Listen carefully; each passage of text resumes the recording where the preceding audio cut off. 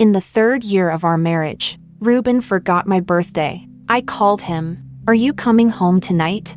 No. I'm celebrating with my best buddy who just got into a relationship. I nudged the best buddy lying on top of me. He's celebrating with you over there. The man's Adam's apple bobbed as he leaned down to kiss me. Then let's give a round of applause for love. Chapter 1. I had Edward's pants halfway off when I suddenly got scared. My hand involuntarily retreated. Edward raised an eyebrow, looking down at me with deep eyes. What's the meaning of this?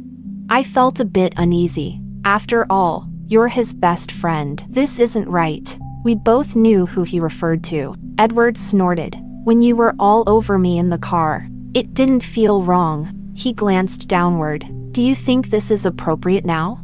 Following his gaze, I glanced down at his waist, and my face turned red. It wasn't appropriate. I had been the one to seduce Edward. To leave halfway through was indeed rude. I thought for a moment. Should I call him? Ask if he's okay with the current situation? Edward deliberately moved his hips, a mischievous smile in his eyes. No, I pushed against his abs, trying to escape, but also reluctant. After all, it's my birthday today. What if he remembers and comes back to celebrate with me? It wouldn't be good if he caught us. Then go ahead and call. Edward said this but didn't get off me. My face was pressed against his chest, my features distorted under his weight. I groped for my phone, struggling. He watched without helping. I finally reached my phone and called Ruben. Hey, are you coming back tonight? I asked. It was quiet on his end, so the sound of the shower was clear. Ruben's voice was low.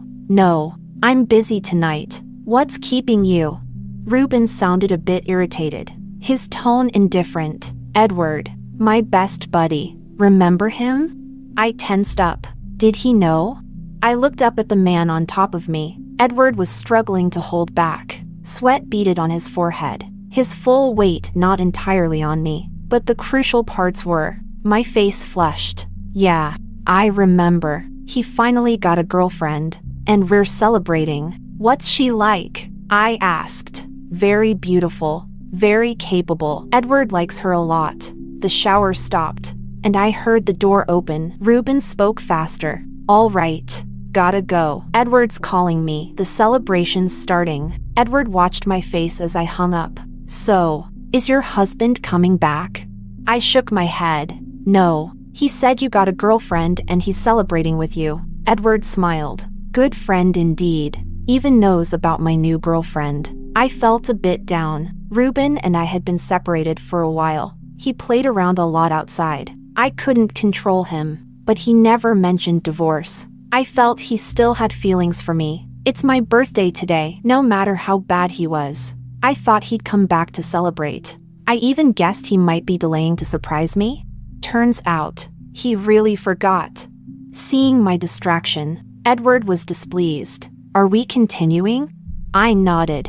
Continue. You getting a girlfriend is a big deal. Let's give a round of applause for it. But I paused for a moment and continued.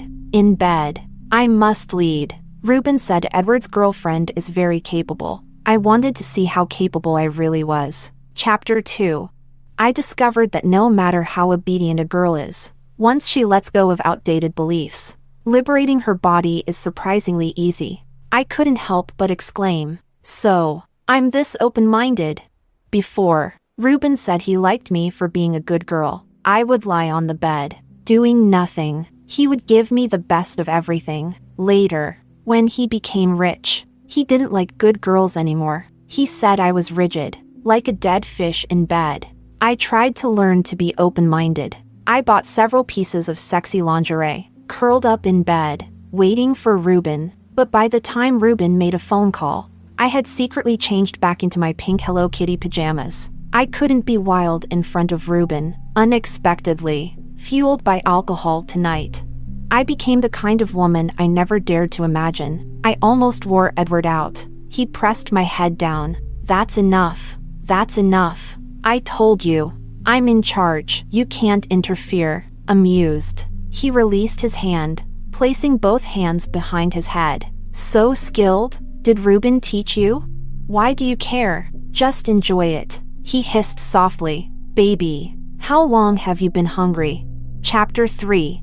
Ruben and I were college classmates. After graduation, we got married and made our relationship official. He came from a poor family but had ambition. I was beautiful and had a gentle, soft personality. Everyone said we were a match made in heaven. After graduation, we got married. We lived a harmonious life for a year. Then Ruben suddenly became wealthy overnight, and the circles he mingled in became increasingly chaotic. Initially, he liked obedient girls the most. Now he liked wild ones the most. So, he stopped coming home much. Yesterday, I made a whole table of dishes, waiting for him to come home. By 8 or 9 at night, I still couldn't reach him on the phone. I suddenly wanted to check out the bar Ruben often visited. His secretary said he found many girls there, sexy, wild, and unique. I put on the lace nightgown I hadn't dared to wear before, covered it tightly with a trench coat. I just wanted to check out the bar, not to do anything. I told the bartender, a watermelon juice, please. The bartender teased me. The children's play area is to the right. I was so angry. Even a stranger dared to mock me. I unbuttoned the top button of my coat, revealing my white neck and a bit of collarbone. Give me the strongest whiskey, the bartender laughed. First time here? It's on me. As I sipped my drink, a stunning man walked in through the door. The man had broad shoulders and long legs, wearing a casual suit, standing tall with an extraordinary aura. When he walked, his waist exerted force, each step resonating with my heart. Turns out, the bar didn't only have wild women, it also had wild men. I squinted with lustful eyes, even fantasized about taking him home tonight, until the man walked straight towards me. I then realized the man was Ruben's good buddy, Edward, sis-in-law. Drinking alone? Where's Lou? I don't know where he is. Edward nodded. They hung out in the same circles every day. How could he not know about Ruben's affairs? I have a business meeting with a client. His voice was low and pleasant. Okay. I continued sipping my drink. Edward went to the private room upstairs. Edward and Ruben were high school classmates and good friends. Later, Ruben and I attended the same university. Edward studied abroad. After returning, he helped Ruben get rich. I'd met him a few times. Ruben told me Edward came from a family of aristocrats, appearing gentle and polite but with an extremely cold personality. He was indifferent to women, like a monk. What a waste of a good appearance. I quickly got a bit drunk, fueled by the alcohol. I ran to the dance floor. A man kept trying to unbutton my coat. Hey, beautiful, are you hot? He asked, leaning close to my ear. No, I have a cold body. I shook my head. Let me help you take it off. He reached out, grabbing my coat, insisting on helping me take it off. No, I slapped his face. He got angry and dragged me outside. Bitch, coming to a place like this, pretending to be chaste. Seeing he was about to drag me out of the bar, Edward came down from upstairs. I hurriedly called out to him. Edward, help me. The man dragging me immediately let go when he saw Edward, like a misbehaving schoolboy. Mr. Cheen, I didn't know she was with you, Edward coldly said. Let go of my sis-in-law. After that, I hazily got into Edward's car. He said he would take me home. The heater in the car was on full blast. I couldn't help but tug at my coat. The coat hung on my arm. Edward glanced at my exposed shoulder and turned down the heater. His voice was cold and deep when he spoke. Put your coat back on. I suddenly remembered Ruben saying Edward was cold and indifferent. A rebellious thought I'd never had in my 25 years came to mind. Sleep with him. Just tonight. I reached out my left hand and placed it on Edward's knee. Edward looked at me in surprise. Elma, what are you doing? I'm just resting it here. Not doing anything. Take it away. No, be careful, or I'll throw you out. Throw me out then. I'm just a bit dizzy and need to hold on to something to sit steady. Edward's chest heaved, lips pressed tightly together without saying a word. His side profile was sharp and clear, the lines perfect. He dressed with great taste, understated and elegant. His long, pale fingers on the steering wheel were pleasing to the eye. I wondered what he looked like under his clothes. I stole a glance at him. Edward? He noticed my gaze and looked at me warily. Do you have a girlfriend? No, he squeezed the word out between his teeth. Do you do one-night stands? I asked. He looked at me incredulously. Elma, you? Not me. A good friend of mine asked me to ask for her. Not interested, Edward said decisively. My hand on his knee regretfully stroked it. Gathering my courage, I said, Edward, I want to see what you look like. After a screeching brake sound, the car came to a sudden stop by the roadside. I hurriedly grabbed Edward's thigh to avoid hitting the dashboard. He parked the car. Everything became easier. I used all the techniques I had recently looked up online but hadn't had a chance to use on Edward's leg. That night, he went home with me. Chapter 4.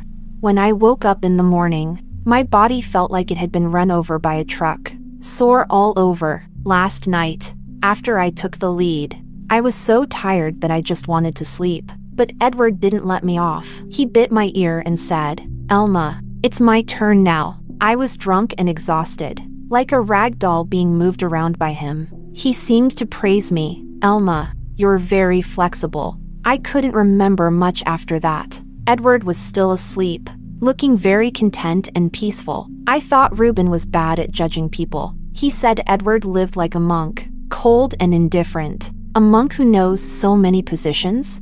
A cold and indifferent man who held me all night without letting go? I balled up my torn nightgown and tossed it to the bottom of the closet. Looking at the mirror, I saw the disastrous aftermath of last night. Then I quickly dressed and left the house. I'd heard that people who have one-night stands don't sleep together, because it's awkward to wake up together in the morning. I sympathized with Edward for his hard work last night, so I left my own house voluntarily, wandering around outside. At noon, Edward called me. Where did you go?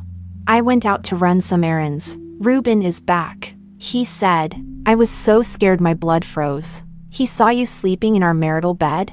No, I just finished tidying up when he came back. I felt a bit relieved. How did you explain it? I said I was nearby for a meeting, got coffee spilled on me, and ran into you, so you let me come to your place to shower. Great story. I silently gave him a thumbs up. Elma, when are you going to divorce him? Edward asked. Why should I get a divorce? You slept with me and don't plan on divorcing him? All right, I admit it. The friend wanting a one-night stand was me. He gritted his teeth. Fine, Elma, you're something else. Then he hung up. As soon as he hung up, Reuben's call came in. Elma, where are you? I'm shopping at the mall. You went shopping first thing in the morning? I wanted to buy you a birthday gift. My birthday is still 6 months away. Right, I want to pick it out early to show I care. Reuben's tone softened, mixed with some guilt. It was your birthday yesterday, but it was hard to refuse Edward. Sorry, I couldn't be with you. I bought you a birthday present. Come home early after you're done shopping. You're so sweet, honey. I saw a beautiful necklace. Buy it if you like it. Your husband can afford it. Thank you, honey. I hung up and ran to the counter without hesitation. I wouldn't save money for a cheating husband. I picked out 5 gold necklaces. Each one was heavy. Why didn't I just buy gold bars? Because my friend told me that gold jewelry is considered personal property and won't be divided in a divorce. Gold bars will be divided. After Reuben cheated repeatedly, I forced him to sign a prenuptial agreement. It stated that all jewelry during the marriage belonged to me, and other assets were split in half. Reuben was sure I wouldn't leave the life of a wealthy wife, so he signed the agreement without a care. He partied outside. I enriched my gold reserves at home. I would divorce him, but I'd wait until I saved enough money. These years I didn't go out to work. I wrote novels at home. When I first signed the contract, I happened to not find my ID. I used my mom's ID and bank card. Unexpectedly, it became an advantage for me. Reuben thought I was a dependent, unable to live without him. Little did he know, I could sell a novel for millions. I'm just waiting to save enough disappointment and gold. Then I'll leave him. Chapter 5. When I got home, Reuben's face was dark. On his index finger, he had hooked a black, shredded piece of fabric, gently swaying. It was the lace nightgown Edward had torn to bits. At a glance, it looked like a tangled mess of threads. Elma, what is this? Reuben stared intently into my eyes. A rag. Bought it on sale at the supermarket. Poor quality. Fell apart after one use. A rag from Victoria's Secret? What's Victoria's Secret? I asked, pretending not to understand. I had never worn this brand before. So if Ruben knew about it, he didn't learn it from me. Ruben's face showed a hint of confusion and a trace of panic. How would I know? I just heard about it from others occasionally. My husband even knows brands of rags. So impressive. I gave him an admiring look. I opened the gift Ruben had given me. Apart from not coming home, he had always been generous. For example, this handbag was the latest limited edition. A sudden thought crossed my mind. Is Ruben this generous with other women too? If we get divorced, do I have the right to reclaim the gifts he gave to other women?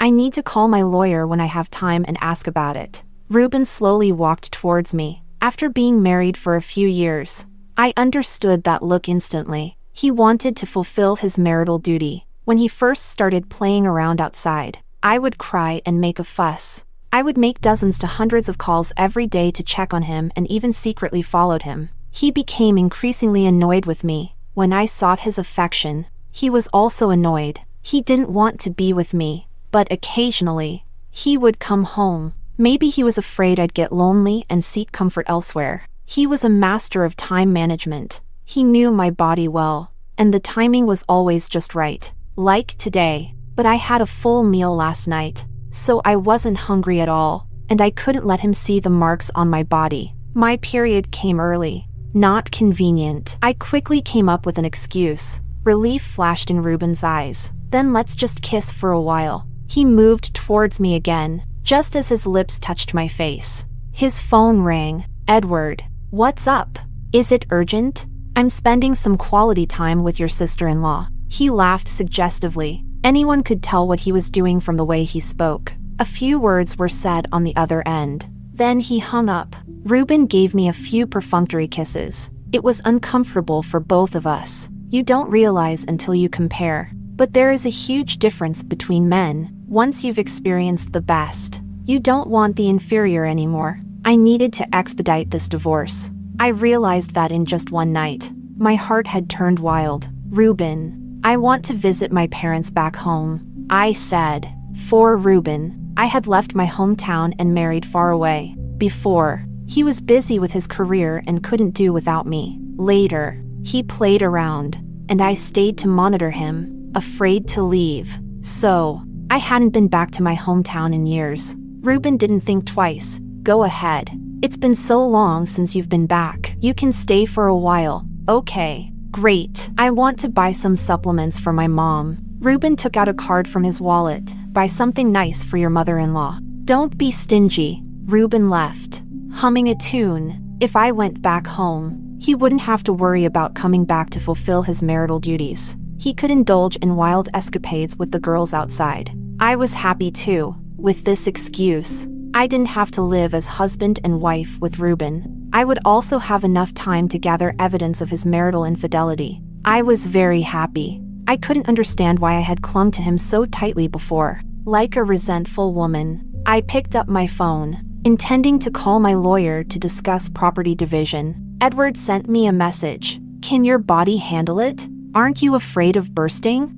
I was speechless. Chapter 6. I packed my bags and went to a hotel. The lawyer said that collecting enough evidence of Ruben's infidelity could help me get a more favorable division of property. If I had solid evidence proving that Ruben indeed gave expensive gifts to others, as his wife, I had the right to reclaim them. Wearing a mask, sunglasses, and a baseball cap, I started following Ruben. He took a seductive, glamorous girl into an apartment. I couldn't get in. He drove a luxury car in and out of high-end clubs. I couldn't get in. I didn't know anyone else. So after thinking for a long time, I could only call Edward. Edward answered the phone slowly. Divorced? Not yet. I laughed sheepishly. Why are you calling me if you're not divorced? Can't I call you if I'm not divorced?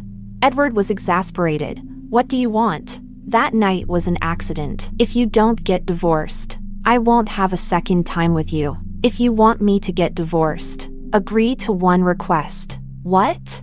Come and pick me up. Wait there. 20 minutes later, Edward took me into the high-end club. It's chaotic in here. What are you doing here? You ignore me, but I want to see you. I lied through my teeth. That night was enough to soothe my 25 years of loneliness. I didn't have the guts to do it again. Edward's chin lifted slightly, and he spoke harshly. I don't want to see you. But the smile at the corner of his eyes betrayed him. Edward opened a private room and ordered a bottle of wine. He also ordered a glass of watermelon juice. The waiter said there was no watermelon juice. Edward threw a few bills on the table. If you don't have it, go buy it. The waiter left respectfully. Can I kiss you? I asked. No, he refused. Oh, I sat quietly, but he suddenly got angry, pulled me onto his lap. If I don't agree, you won't kiss me? Why are you so obedient today? I had called him out late at night. I should offer something in return. Otherwise, I wouldn't be able to call him out next time. Thinking of this, I gently kissed his lips. Just as I was about to pull away, Edward pressed me back, taking the lead. He deepened the kiss until his body heated up. I pushed him away. Not in a place like this. Then my place? I need to use the bathroom. So exciting? I said. I need to pee. Edward laughed angrily. There's one in the private room. I'm afraid it'll be awkward. I ignored his physical reaction and left the room. I peeked into each room, trying to find where Ruben was cheating. Finally, my efforts paid off. I saw Ruben and a young girl making out. I took a few photos, but suddenly a hand appeared on my phone screen. Edward looked at me with a dark expression, saying you wanted to see me. Turns out you were looking for him. Elma, you really enjoy using me, don't you? No. He's that good? Do you know how many women he's played with? What kind of hopeless romantic are you to hold on to such scum? Can you keep your voice down? I pleaded with him. No. Edward's eyes were even angrier, his voice louder. You're his wife. Why are you sneaking around to find him? Elma, where's your dignity? My eyes immediately welled up. If he had scolded me like this a month ago, I wouldn't have felt so wronged. But now that I'd woken up, he came to scold me. I wouldn't accept it. Edward kicked open the private room door, shouting at the couple inside, Ruben, your wife is here. Ruben pushed the girl away, hurriedly putting on his clothes. But he had seen the world. By the time he came out, his eyes had regained their calm. He looked at me with disgust. Elma, you said you were going to visit your parents. Turns out you were spying on me? I feel suffocated being with you. You're like a dead fish in bed, but so controlling out of it, always wanting to monitor my every move. Do you know, the more you push me, the less I want to come home. I laughed. You're good at turning the tables. Attacking first. Ruben, don't use your business tactics on me. Now you think I'm too controlling? When you asked me to quit my job to take care of you, cooking porridge and hangover soup every day, you didn't mind my control? When you drank yourself to sleep on the sidewalk, and I dragged you home, you didn't say I was monitoring you? Now that you've got power, you can't stand me. Divorce. Ruben, let's get a divorce. Chapter 7. In front of Edward. I mentioned divorce. Ruben felt humiliated and agreed on the spot. Fine. Let's divorce. Let's see how you live without me. He thought I was just throwing a tantrum. After all, this wasn't the first time I had mentioned divorce. It wasn't until I brought a lawyer to his office, listed our assets, and presented evidence of his infidelity, that he finally panicked. Elma, I didn't mean to divorce you. Let's calm down. I am very calm. We split the marital assets 50-50. If you sign the papers immediately, I won't pursue the gifts you gave to other women, mainly because it was too much trouble. My mom said she found a small villa for me in our hometown, just waiting for me to finalize the assets to pay the down payment. My mom also said they built a university town in our hometown, full of young, handsome male students. I was eager to go back and take a look. I will not agree to the divorce, Ruben said. The smile on my face faded.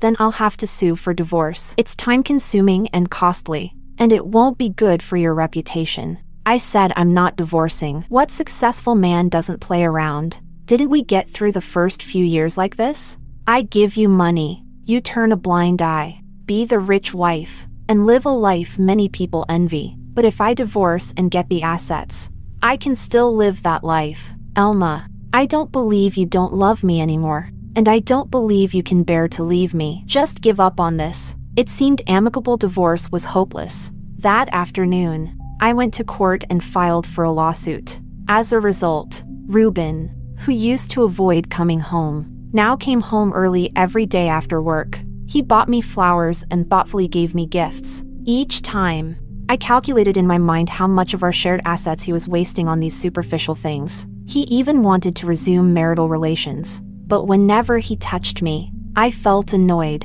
Finally, I placed a kitchen knife under my pillow. When he approached, I raised it. He stood at the door, pouring out his heart. Elma, you have to believe me. I only love you, and you'll be my only wife in this lifetime. What I do outside is just for fun, all for work. I never intended to divorce you, and I resolutely refuse to. Elma, from now on, I'll come home right after work and won't go out looking for women. Can we live a good life together? I refused. No. If you try sneaking in at night again, I'll cut you with this knife. Ruben pulled his head back in fright. During the day, I was lying on the sofa petting the cat. Edward sent me a message. Divorced yet? Not yet, but soon. All right. Let me know when it's done, and I'll move in. I was speechless, but honestly, that night was truly satisfying. I often reminisced about it. Edward was a high-quality man. Before going back to my hometown, I planned to meet with him again, with him as my benchmark. I wondered if the average male students could satisfy me. Thinking about this, I couldn't help but smile. Elma, what are you smiling about? So happy? Ruben suddenly asked. I had clearly hired a maid to cook, but he said it affected our marital bond and sent her away, putting on an apron himself to cook. At that moment, he stood there with an apron on, holding a ladle, looking at me affectionately. I quickly deleted the chat history. Not divorced yet. I couldn't leave any evidence. I ignored him and went to the bathroom to shower. When I came out, I saw Ruben holding my phone. My heart tightened. Had I deleted everything? I shouldn't have taken any explicit photos with Edward, but the way Ruben looked at me was strange, making my heart pound. Ruben spoke with difficulty. Elma, why do you have so many? I held my breath. Did he find out? How should I explain? Ruben then weirdly smiled. Why do you have so many porn pictures? Damn. Scared me to death. I snatched the phone. Didn't you say I was like a dead fish in bed? Learning some advanced techniques from abroad. Ruben's eyes lit up. Elma, you still care about my feelings, right? If you had this realization earlier, I wouldn't have strayed. What man doesn't like a fling? After tasting wildness outside, I can settle down at home. Elma, after dinner, let me test your learning progress. He had a mischievous smile. In my younger years, I might have indulged. Now, it just disgusted me. I waved my hand. No, this is for after the divorce. Nothing to do with you. Ruben's face turned dark immediately. Chapter 8. That day, I was in the bedroom writing. My latest novel was doing very well, and the editor said it had a good chance of being adapted into a TV series. If that happened, it wouldn't just be tens or hundreds of thousands of small money anymore. I was writing about the night when the male and female leads first confirmed their feelings for each other, their ambiguous pull and push. In the past, when I wrote scenes like this, I would think about my romance with Ruben, but now, thinking about him made me want to vomit. So I thought about Edward instead. But that night, we were completely uninhibited. Nothing like the innocence of young love. I wondered what Edward's first love was like. He was so handsome, came from a wealthy family. Was he nervous during his first kiss? Did he develop all these skills back then? I was lost in my thoughts. Ruben came knocking on the door. I frowned and ignored him. Ruben said, Elma, open the door. Edward is here. Edward? The Edward who was just in my mind. Unclothed? Among Ruben's friends, there seemed to be only one named Edward. I closed my laptop and opened the door. Sure enough, it was the Edward the first was thinking of. Ruben scolded me. Why are you coming out to greet guests dressed like this? I lowered my eyes. Today, I was wearing a pink Hello Kitty outfit, without any underwear. I can wear whatever I want. It's none of your business. I said irritably. All right. You don't need to deliberately provoke me. I won't fall for it. Ruben smiled ingratiatingly. I asked Edward to come and talk to you. Edward has witnessed our relationship over the years and knows how hard it has been for us to get to this point. Listen to his advice and stop thinking about divorce. Ruben wanted Edward to persuade me not to divorce? Ruben really had no judgment in people. Now, besides me, Edward was the one who most wanted me to get divorced so he could move in. But it was understandable. It was said that Ruben and Edward originally had an average relationship in high school. Later, some thugs bullied Edward, and Ruben stood up for him. This moved Edward, who had been indifferent since childhood. Since then, he always included Ruben in anything good, including helping Ruben start a business and make money after graduation. That night, when I had a fight with Ruben, Edward happened to see it. Ruben didn't want to escalate the situation. The most suitable mediator was Edward. I glanced at Edward. Come in. I want to see how you persuade me. Ruben also wanted to come in, but I blocked him. All right. I won't go in. I'll make lunch for you. Come out and eat when you're done talking. Chapter 9. As soon as the door closed, Edward hugged me. His voice was full of resentment. Why aren't you divorced yet? Waiting for the court ruling. That's too slow. I can't wait. He held me in his arms for a long time, then asked hoarsely, You're not wearing anything? Why would I wear anything at home? What if he saw? He's seen it for years. That's still not okay. He'll be your ex-husband soon. You need to avoid suspicion. Then I'll put something on now. He grabbed my hand. You just know how to annoy me. I smiled triumphantly. He asked you to come. And you came? You blocked me. I couldn't contact you. I'm in a critical period of the divorce. Don't want to cause trouble. I understand. So I'm here for you now. He held me and kissed me for a long time, then familiarly pressed me onto the bed. Want to? Not here. The room isn't soundproof. I'll be gentle. All right then. Anyway, I was leaving soon. Opportunities like this wouldn't come often. His sweat dripped onto my collarbone. Hot and burning, he lowered his head and sucked it into his mouth, then passed it to my mouth. He was really skilled, making my tailbone tingle. I voiced my curiosity. Edward, how did you kiss your first love? He didn't stop. Thought seriously for a moment. When I was driving, that girl teased me, kept her hand on my leg. I pulled her onto my lap and kissed her. Much like this. What? What kind of girl is that? This is clearly how we kissed the first time. Edward looked deeply into my eyes and said hoarsely, Yes. My heart skipped a beat. Are you saying I'm your first love? You're just realizing? Ruben never told you I've never dated? I thought Ruben was an idiot. Edward laughed softly. He is an idiot. Not cherishing such a good wife. Forcing me to make a move. I thought it was just Edward's sweet talk in the heat of the moment. Years later, I learned that Edward had coveted me for a long time. Then why are you so skilled? Edward kissed my forehead, seeing you. Many functions automatically activated. A burst of fireworks exploded in my brain. My heart pounded like it did during my first love at 18. From then on, when I thought of first love, I had a different image in mind. Ruben finished cooking and came to call us. Edward adjusted his clothes and went out looking refreshed. My clothes were stained, so I had to change. Ruben asked in confusion, Elma, why are your eyes red? Cried after being persuaded by me. Edward said without changing his expression, Then why is your mouth swollen? She wanted to cry but felt embarrassed, so she bit her lip.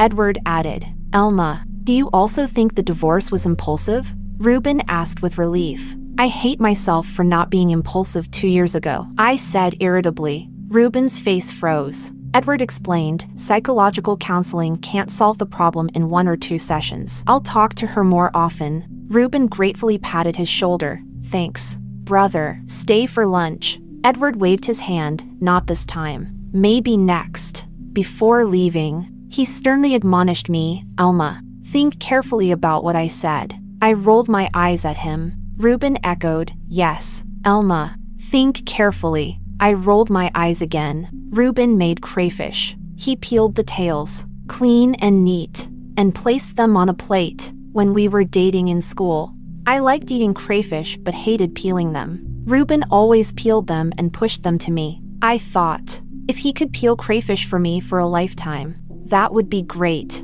After we got married, he got busy with his career, and the peeling fell on me. I peeled them and put them on his plate, and he didn't even say thank you. Elma, I made your favorite crayfish, Ruben said, looking pleased with himself. I picked up the plate and dumped it into the trash. As I got older, I stopped liking them. Ruben stood there, at a loss. Chapter 10. The court finally ruled in my favor. According to my demands, when I left the city, Ruben cried like an idiot. Elma, I regret it. I really regret it. I can't live without you. I never thought of divorcing you. Elma, I've been a jerk all these years. Give me another chance. Let me court you again. I'll make it up to you twice over. I waved him off and boarded the high-speed train back to my hometown. I bought the villa my mom had her eye on, got myself a golden retriever. Every day I watered plants, read books, and wrote. Life couldn't be more pleasant. Ruben kept coming over, begging for reconciliation. In early winter, he stood downstairs in thin clothes, just like back then. When I occasionally threw a tantrum, he would stand outside my dorm for a long time. I was moved to tears and fell into his arms, calling him a fool. But the girl he coaxed with a cup of brown sugar water back then had grown up. A fevered mind calmed down. I realized that the man I once loved with all my heart was not that great after all. I didn't love him anymore, no matter how pitiful he was. I wouldn't soften. Sometimes my mom visited me and scolded him when she ran into him. My daughter left her hometown to follow you, worked hard and served you for so many years, and you cheated on her. You heartless man. Don't let me see you again, or I'll beat you every time. Ruben started coming less frequently. Every day he sent good morning and good night messages. He shared interesting anecdotes he found online. His attitude was humble, just like I used to be all those years. Back then, whenever I found something interesting, my first thought was to share it with him. At first, he would call me silly. Then he stopped replying. Later, he scolded me, if you're bored, go shopping. Do you think I'm as free as you? So, I stopped sending. I didn't expect he'd become just like I was back then. I put him on my blacklist. He just used a new number. Edward said Ruben really didn't go out looking for women anymore. At drinking parties, when others urged him to drink, he would say, "My wife doesn't allow it." Even after the divorce, he still called me his wife. In private, he often drank himself into a stupor. When drunk, he cried, "Wife, why don't you come get me?"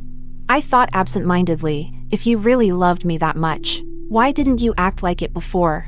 Edward, seeing me like this, got annoyed. He bumped into me and asked, "Do you regret the divorce?" Elma? If you dare think about him again, try me. Edward kept visiting me. Each time, he coaxed me into bed.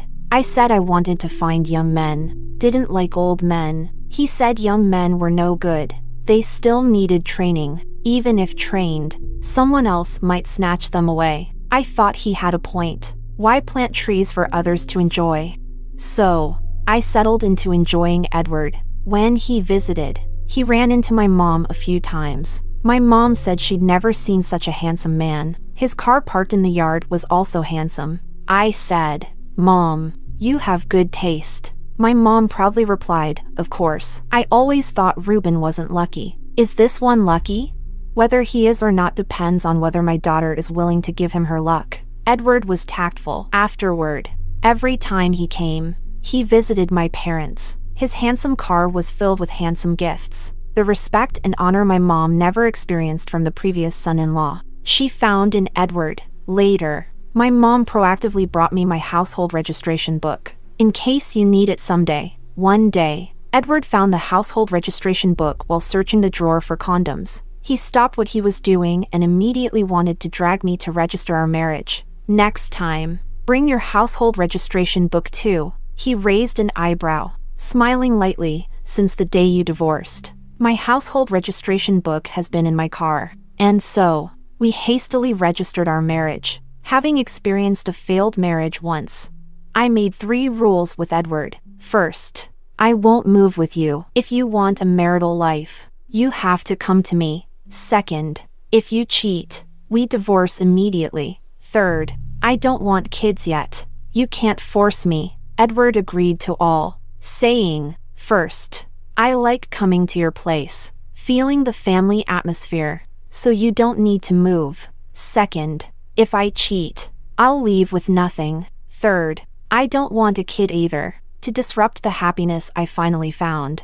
Chapter 11. On New Year's Eve, Edward and I went to my parents' house to celebrate. Since graduation, this was the first time I spent New Year's with my own parents. Reuben used to say that in his hometown, it was customary for the daughter-in-law to celebrate New Year's at her in-laws' house. Otherwise, it was considered a curse on her own parents. I believed his nonsense. Every year, I would carry big bags and small parcels to his house, neglecting my own parents. Edward was different. His mother passed away early, and he had a distant relationship with his father, so he liked coming to my house for New Year's. At the dinner table, my mom was so moved that she cried. I realized that my foolish romanticism had hurt not just me, but also my loving parents. After dinner, we went outside to set off fireworks. I was laughing so hard I lost track of time, and suddenly noticed someone standing outside the gate. It was Reuben. He had texted me the day before,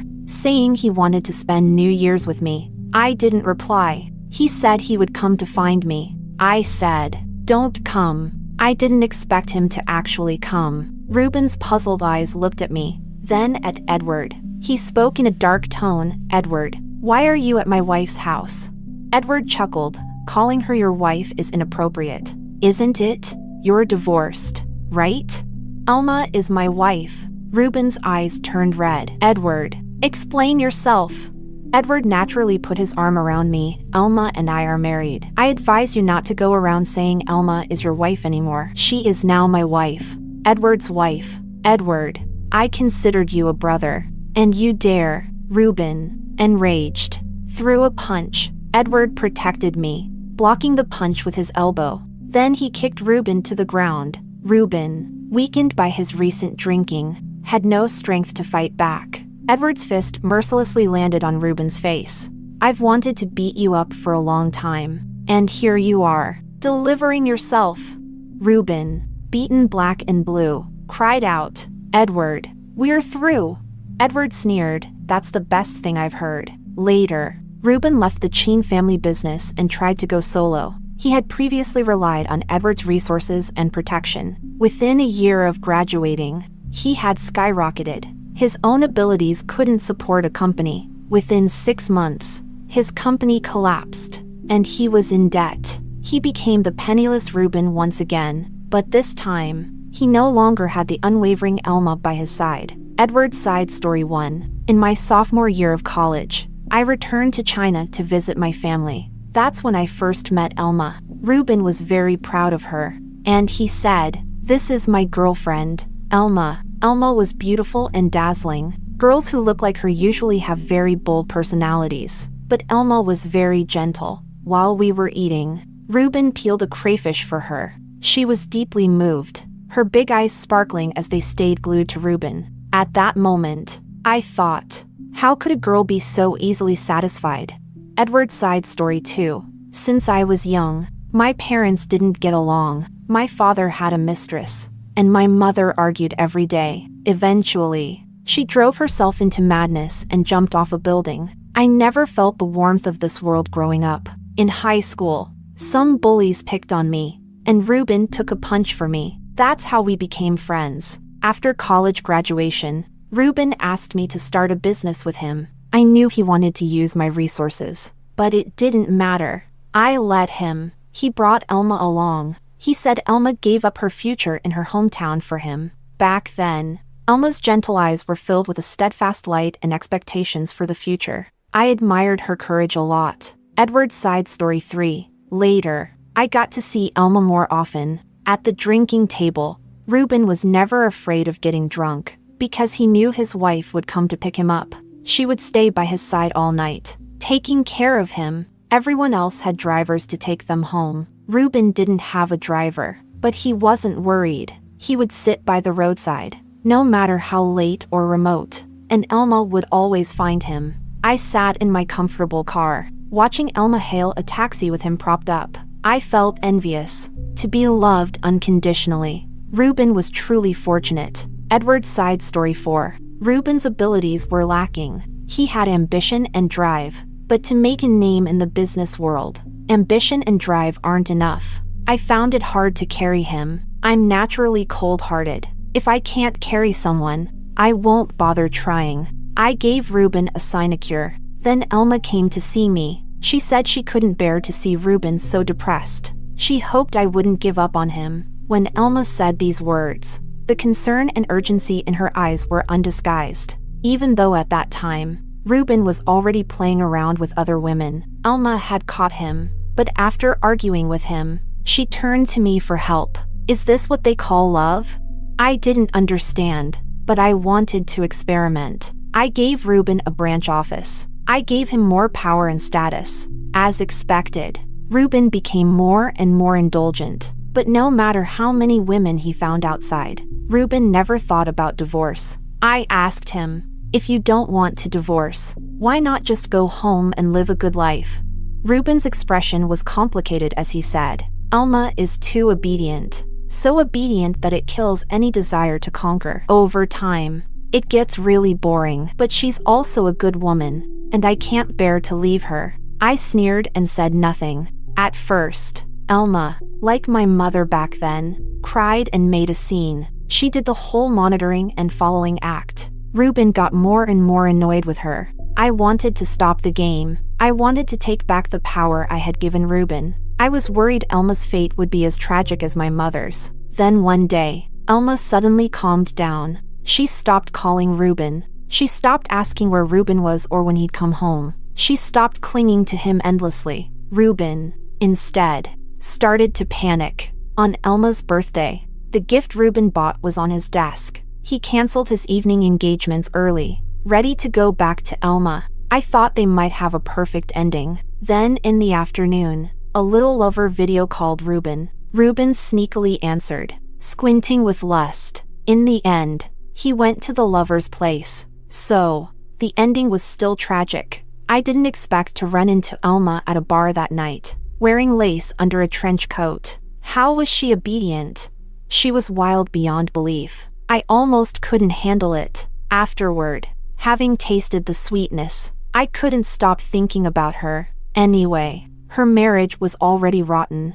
I'd marry her, whether she's wild or obedient. I like her both ways. Edward's side story 5. Elma made 3 rules with me. I gladly accepted. I liked the harmonious atmosphere at her home and went there whenever I had time. I didn't want Elma to go back to the city where Ruben was. I would mind. I would get jealous. If it weren't for her, I wouldn't have considered marriage at all. She enchanted me completely.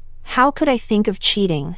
As for kids, I wasn't interested in raising one. Then one day, Elma, sitting on top of me, suddenly wanted a child. The reason was that her golden retriever was too lonely. She wanted to find a companion for the dog. So, we had our little rascal, Carl. I loved going home even more, because now there were 2 little troublemakers at home. I put the baby to sleep.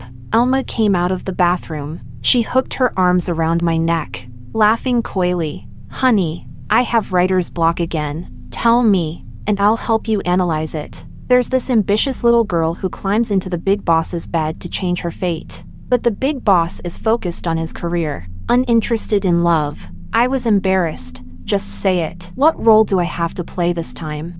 Honey, tonight you play the big boss. No matter how I tease you, you remain unmoved, calm and composed, with no desires. I sighed, holding my head. Elma, you really know how to challenge me. You know that as soon as I see you. No, you must act well. Elma put her hands on her hips, looking both fierce and adorable. All right. I gave in, but the second half is my turn.